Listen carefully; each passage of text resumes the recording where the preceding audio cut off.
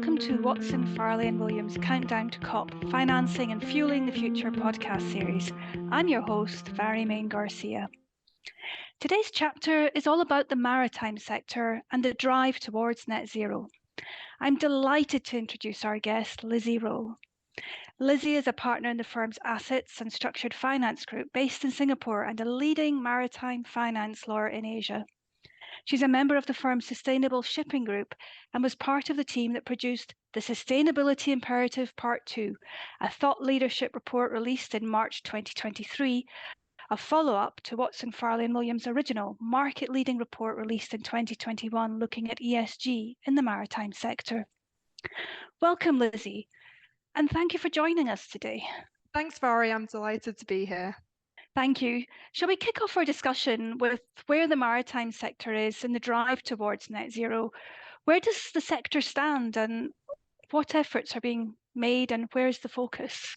So it is absolutely a key objective within the industry at the moment. There is a broad recognition of the fact that shipping has a very important role to play in meeting global decarbonisation targets. If you look at the maritime press at the moment, and even some of the mainstream media, there's a particular focus on alternative fuel sources, and that does seem to be something that the industry is really embracing. And there is absolutely the will and the desire across the industry to try and achieve this net zero goal.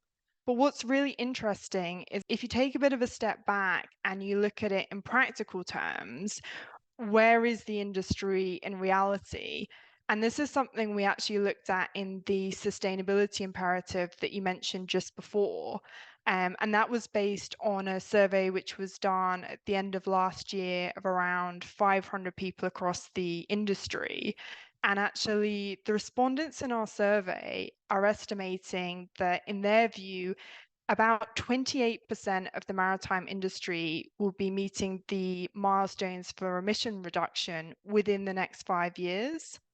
So it definitely shows that progress is being made, but also I think it's quite reflective of just the realization of the magnitude of the task of actually trying to successfully decarbonize the shipping industry. Thanks, Lizzie. And it's always great to take away some stats from our discussions.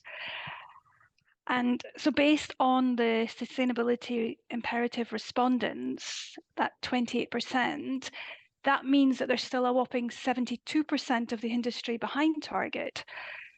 What are the biggest challenges to the sector achieving net zero if that's the case? I think at this stage, the biggest concern is definitely uncertainty. And that really falls in two brackets. So, on one hand, we've got technological uncertainty, and then on the other hand, there's regulatory uncertainty.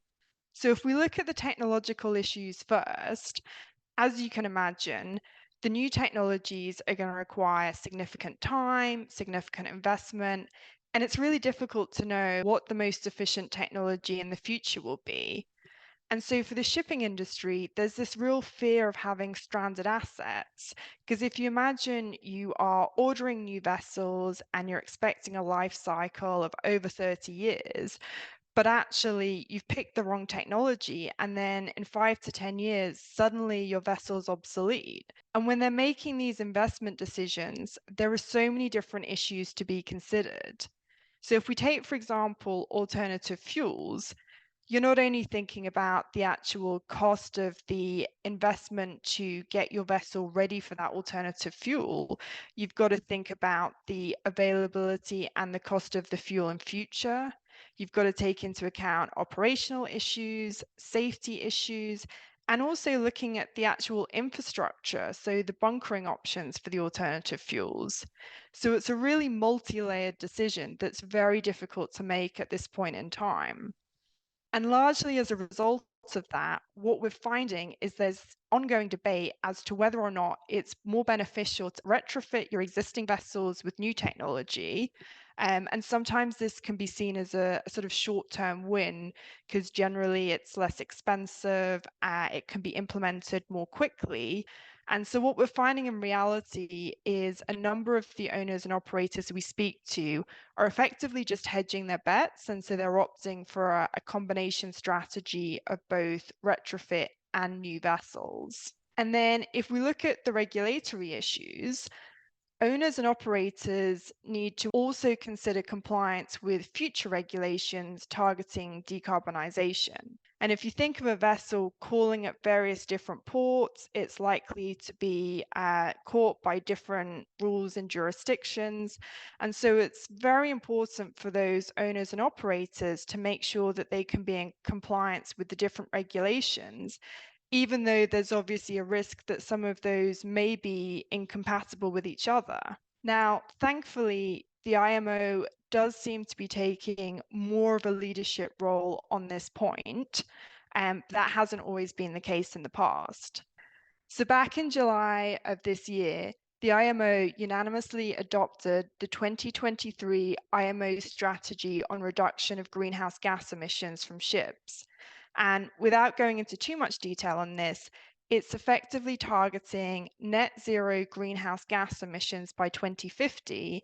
And the idea is there'll be various milestone targets in the interim period to help try and achieve that ultimate 2050 goal. So this development's been warmly welcomed by the industry, and it's exactly the kind of leadership that the shipping sector needs. I think there's a broad consensus that it is absolutely critical to have global standards and regulations for the maritime sector. Thank you. It definitely sounds like there are a lot of challenges, and on the technology front, it seems that the debate around retrofitting and new vessels is set to continue. On regulation, as you mentioned, there's certainly a lot to be done, and I think the key challenge from what you've said is how to achieve that on a global scale. Has there been much progress over the past 12 months on issues around regulatory uncertainty? So, in terms of shipping, one of the key developments that we've seen actually occurred earlier this year, and the EU voted to include the maritime sector in the EU's emission trading scheme. And this, in essence, is establishing a system for greenhouse gas emission allowance trading within the EU. And the plan is this should come into effect from 1st of January next year. It's worth mentioning that actually, based on the analysis we did in the sustainability imperative, something like 90% of the respondents said that carbon trading and carbon offsets were important, if not critical, for emissions reductions. But as you can imagine, as with any regulatory development, there are some criticisms.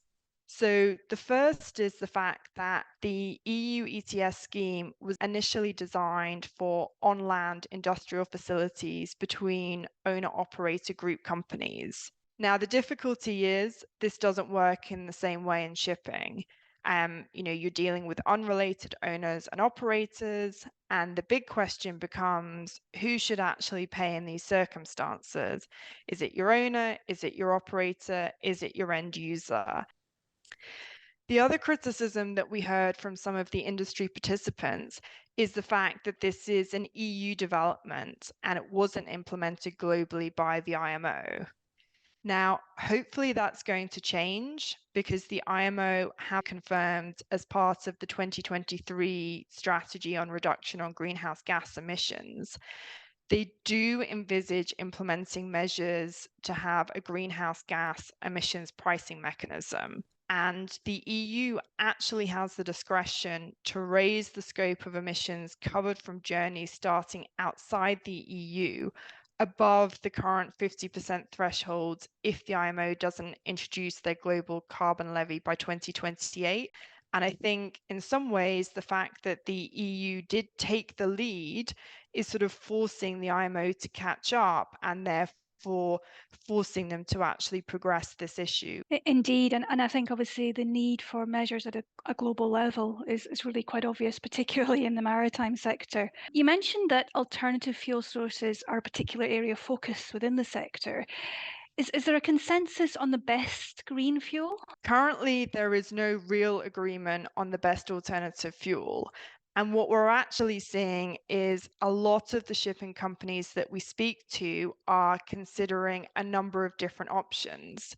Now, what we initially saw was that LNG appeared to be very popular and was initially considered to be the number one choice as an alternative fuel.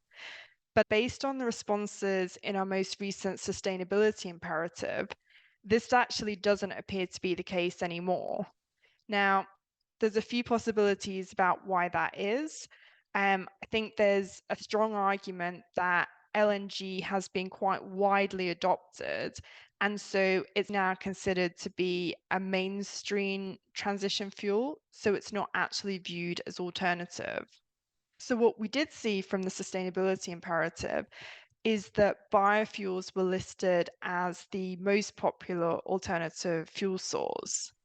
There are concerns about actual availability on a long-term basis, and in particular, is there actually going to be enough biowaste to sustain biofuels for shipping, especially when you consider that against the potential competition there is for this as a fuel source from other industries. And I think that's quite reflective of the fact that having the desire to make progress and having political and financial will, there's still going to be logistical obstacles which need to be faced in order to make real progress. Thanks, Lizzie. And just sort of staying on the topic of fuel and alternative fuels in particular, what stage are other new technologies for alternative fuels at? Is there any noticeable progress on new technologies for alternative fuels? There have been some very positive developments on the alternative fuel side. We're seeing that methanol appears to be an increasingly popular choice. The Maritime Port Authority here in Singapore was recently involved in the first ship-to-container ship methanol bunkering operation. And it's also indicated that it anticipates it should be ready for ammonia bunkering in 2026. And this is just one of a number of ports that are conducting pilots of this nature. Now, like I said, there's a number of different fuels under consideration, and I don't want to go through all of them. But the other fuel that probably is worth mentioning is nuclear. And we are starting to see a sort of section of the industry that are beginning to argue that really nuclear is the most viable long-term solution. It's still considered to be fairly contentious, but there is a sort of growing school of thought that this is potentially a long-term solution, whereas the other alternative fuels are maybe more transition fuels. So one final point to mention is that a number of the vessels we're currently seeing being financed are actually dual fuel vessels. And so they do have the ability to use alternative fuels, but that doesn't automatically mean that they won't be using traditional fuels, particularly in the short term. So you would say, although progress is being made, it sounds like there is indeed a transition and there's quite a journey still to go in relation to alternative fuels. Yeah, absolutely. Okay, so let's change tack slightly and talk about financing. Is funding a concern in the sector? I think to an extent there is some general acceptance that investment is going to be required to meet emissions reductions targets. And so there will be an additional cost, although it then does come down to who exactly across the industry should be the stakeholders actually bearing that cost. The cost currently is expected to be around 1 to 1.5 trillion US dollars in order to decarbonize shipping by 2050. So there is still a huge financing gap. And so we cannot completely ignore the issues around funding and investment. And this is particularly a concern for the smaller ship owners who are not going to have the same resources or access to financing as some of the larger players within the industry. Thank you, Lizzie. Let's take a step back to one of the outcomes of previous COP meetings, the agreement in respect of green corridors. Has this influenced the maritime industry's net zero targets? Yes, so the Clydebank Declaration was launched at COP26 2 years ago. and there have been a number of initiatives in respect of green corridor activity following this announcement. And actually, the level of activity has generally exceeded the expectations. The main issue with the current status of these green corridors, though, is that they're still under development. So in order for a green corridor to progress, it needs to complete a feasibility study. And those studies are looking at issues surrounding things like the fuel chain for alternative fuels, port and bunkering infrastructure, and investment requirements. But, taking a step back, I think there's a lot of positivity to be taken from the Green Corridor Initiative, and particularly the level of support for green corridors from key stakeholders, in particular governments, because it's going to be absolutely critical if the industry as a whole wants to achieve net zero, then all of the stakeholders across the industry are going to have to collaborate and work together. So again, it seems that the green corridors are promising, but timing is indeed a challenge. Let's look at the sector as a whole and where you think it's going to be in the next few years. What will be the most important steps in the next 5 years to help the maritime sector in the drive towards net zero? So I think there's probably a couple of things. The first thing is very much going to be lessons learned from those first movers in the industry who are already developing new technologies, who are trialing alternative fuels. And, hopefully once that information is shared more broadly across the industry, the technology can continue to develop, continue to improve, and can be shared widely across the sector. It's also going to be very important to make sure there's sufficient funding, whether that's coming from governments, coming from banks or alternative investors, or most likely a combination of all of those. And then above all, it's going to be absolutely critical to make sure we have clearer regulation around decarbonisation going forward. This should be led by the IMO, and it's so important that it's applied consistently by governments across the globe, and that this is done within the next few years in order to try and reduce that regulatory uncertainty we talked about earlier. Thank you, Lizzie, for a very informative discussion.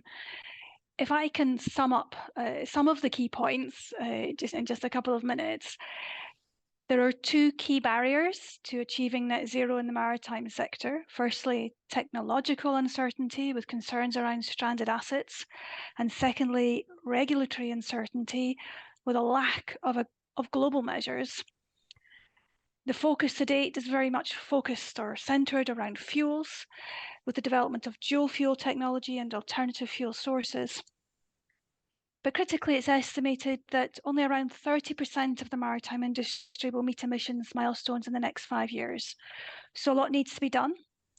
But as you've said, there is a real will in the sector to make progress, and progress is indeed being made. Lizzie, many thanks for being our guest today, and thank you for listening. We look forward to welcoming you to our next episode of Watson, Farley and Williams' Countdown to COP Financing and Fueling the Future podcast series.